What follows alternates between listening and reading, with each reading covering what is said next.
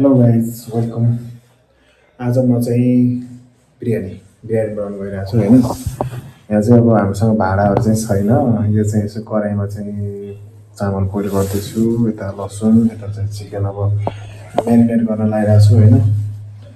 भिडियोमा बनिराख्नु होला। नर्मल वेमा बिरयानी बनाउँछु म, त्यस्तो स्पेसलिस्ट त होइन होइन। टाटर बटर यस्तो बेला बेलामा प्याज पनि चलाउँदै जाऊँ होइन। प्याज अलिकति ब्राउन भएपछि चाहिँ अनि मासु हाल्ने हो। यो बिरयानीको लागि चाहिँ अलिकति ठुल्ठुलो पिसहरू चाहिँ बनाउनु पर्छ कि होइन। मैले यत्रो यत्रो पिस बनाएको छु, 1 केजी मासु हो। अनि त्यसपछिबाट चाहिँ हाम्रो यहाँ चाहिँ अब आउँदैन त हो। यहाँ चाहिँ राइस चाहिँ हाफ बोइल गरेर, हाफ भन्दा नि 90% जस्तो कुक भइसकेको छ गरेर राखेको छु। अब हेरौँ कस्तो पाक्छ होइन। अब सरलाई मनपर्छ कि पर्दैन होइन, मेन कुरा चाहिँ त्यही पनि कोसिस जारी छ। अब प्याज हल्का हल्का ब्राउन हुँदैछ। अब चाहिँ यतिकोमा चाहिँ चिकन चाहिँ हाल्नु हुन्छ होइन।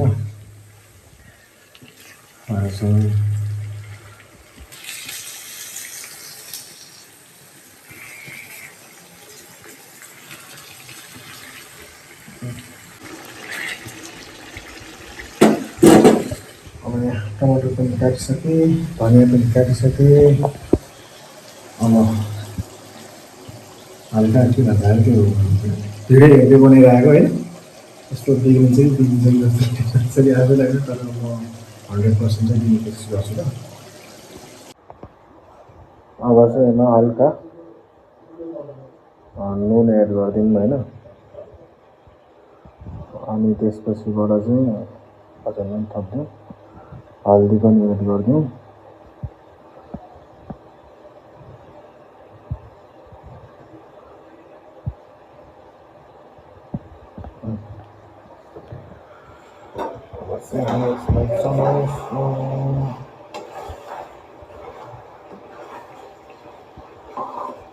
यो अदुवा लसुनको पेस्ट हो होइन, यो हालिदिन्छु। अनि त्यसपछिबाट चलाउँछु होइन। बास्ना त अदुवा हालेर बास्ना अलिअलि आइरहेको छ है।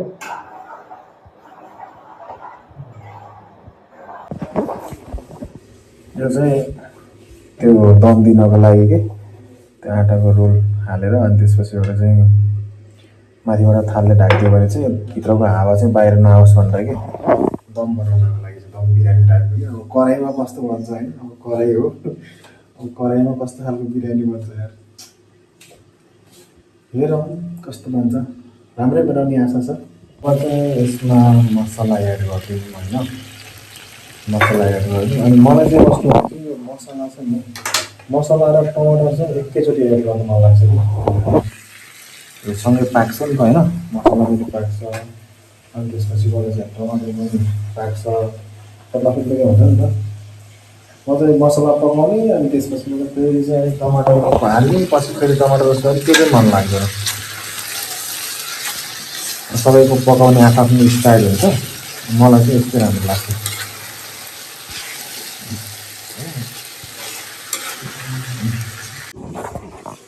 खासमा चाहिँ अब त्यो अब चिकनहरू पहिला मेरिनेट गर्ने होइन, अब चामलहरूलाई चाहिँ भिजाउने यताउति हुन्छ नि त होइन। अब हाम्रो चाहिँ कस्तो छ भनेदेखि यहाँ एरिया हेर्नु न होइन, वरिपरि जङ्गल छ अनि बिचमा चाहिँ हाम्रो अफिस छ।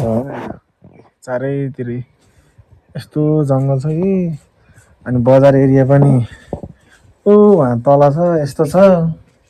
अनि त्यहाँबाट चाहिँ आफूले त्यो सामानहरू चाहिँ खासै पाइन्न कि, यहाँ दही सही यताउतिहरू पनि, अब त्यो गरम मसलाहरू पनि भन्दा पाइएर लिएर आएर हालेको छु मैले होइन। सक्दो राम्रो बनाउने कोसिस गर्छु, हेरौँ। अब हाम्रो बस्ने ठाउँ पनि हेरौँ एकचोटि ल।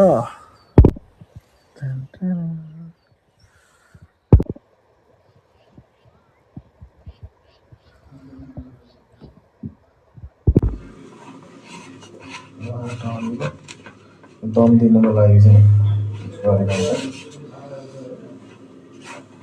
पनि तयार हुँदैछ अब होइन। अब यो टमाटर अब राम्रोसँग गर्नु पऱ्यो। टमाटर राम्रोसँग गऱ्यो भने अनि त्यसपछिबाट चामल हाल्छु माथिबाट। अनि बोइल गरेर राखेको चामल छ, यो चामल हाल्छु। यतिको भइसकेपछि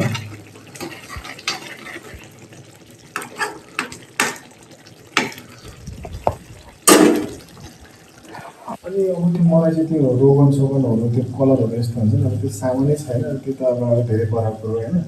अब यतिको भएपछि हामी चाहिँ अब धनिया पनि हालिदिन्छौँ मजाले, धनिया हालिदिन्छु। यति धनिया चाहिँ म राख्छु अहिले माथिबाट हाल्नुहुन्छ, यति धनिया चाहिँ म राख्छु।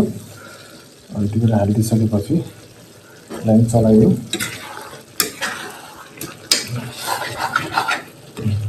मासु लगभग भइसक्नु लागेको छ। अब एकछिन कुक गर्छु, त्यसपछि चामल हालिदिन्छु। लगभग पाके नै जस्तो भइसक्यो रहेछ। चामल चाहिँ हाम्रो त्यस्तो त्यो बासमती त्यो लङ राइस चाहिँ होइन, त्यो बासमती चामल चाहिँ होइन कि, त्यो लोकल चामल नर्मल चामल हो कि, नर्मल चामलको यसो लङ त भन्ने हिसाबले चाहिँ उस गरेको होइन।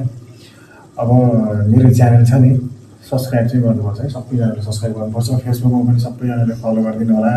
अनि भिडियोलाई चाहिँ मन पऱ्यो भने यसो लाइक कमेन्ट सेयर पनि हालिदिनु होइन। के छ पैसा लाग्दैन केही छैन होइन। भइसक्यो। अब चाहिँ म चाहिँ चामल हाल्छु होइन, चामल चाहिँ हालिदिन्छु। भात चाहिँ पाकि पनि सकेछ कि बढी नै पाकेको यार, कस्तो हुने हो होइन। त्यो प्याज आधा पोलेर फेरि ब्राउन गरेको प्याज हाल्ने, उस गर्ने क्लियर गर्ने भन्ने त्यो उस के अरे अब यस आइटमहरू छैन बाटो जे छ भन्ने हिसाबले चाहिँ नयाँ भन्ने हिसाबले काम चलाएको हो। ग्यासको फ्लेम चाहिँ अब चाहिँ एकदम लो फ्लेममा यतिको भयो भने कच्चा हालिदिउँ। अब चाहिँ यसलाई चाहिँ चारैतिरबाट घेर्छु म होइन, यहाँ चारैतिर घेर्छु। अनि त्यसपछिबाट ढाकिदिन्छु है त। ल मैले चाहिँ यसरी एक राउन्ड पुरै ढोकिदिएँ। अब माथिबाट चाहिँ ठ्याक्क थाल यसरी राखिदिन्छु, यसलाई दबाइदिन्छु एउटा हावा नजाओस् भनेर होइन। अनि त्यसपछिबाट चाहिँ टक्क लगाएर यसरी टोकिदिन्छु। अनि त्यसपछि अब गरिहेर्छु 10 मिनट, 10देखि 15 मिनट जति चाहिँ राखिदियो भनेदेखि चाहिँ पाक्छ भयो। फाइनल्ली चाहिँ लगभग 15 मिनट जस्तो चाहिँ भयो होइन। अब यहाँबाट चाहिँ अलिअलि नसइरहेको जस्तो देखिरहेको छ होइन। त्यसपछि यहाँबाट चाहिँ हावा फाल्न थाल्यो कि सर हजुर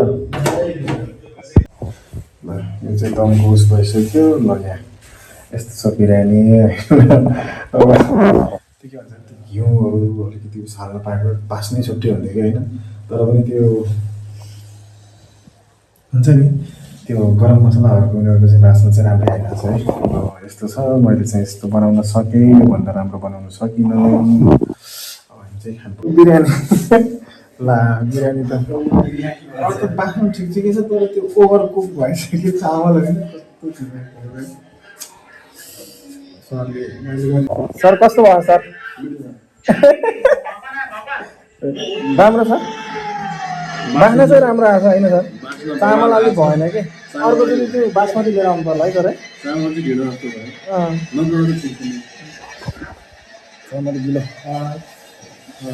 चामल चाहिँ गिलो भयो। अरू सब ठिक छ, अरू मासुको चाहिँ राम्रो छ अरे, चामल चाहिँ अलिक बढी गिलो भयो अरे क्या। नेक्स्ट टाइममा चाहिँ सुधार्नुपर्छ भनेपछि हामीले चाहिँ त्यो 30-40% जति कुक गरेर पुग्दो रहेछ कि। यो चामल चाहिँ अलिक बढी नै हुन्छ। गुच्चो आएको फ्लेभर चाहिँ बढी आएको छैन।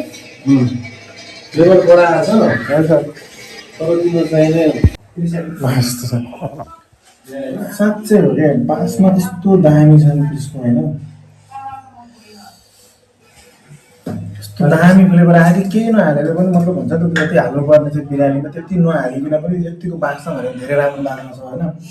तर यो चामल बढी युज भएछ अनि चामल पनि फेरि नर्मल हो कि फेरि त्यो बासमती यताउति होइन नि त। डल्ले खुर्सानीको साथमा डाइरेक्ट म होइन दाइले भुलत बनाइरहेको छ भनेको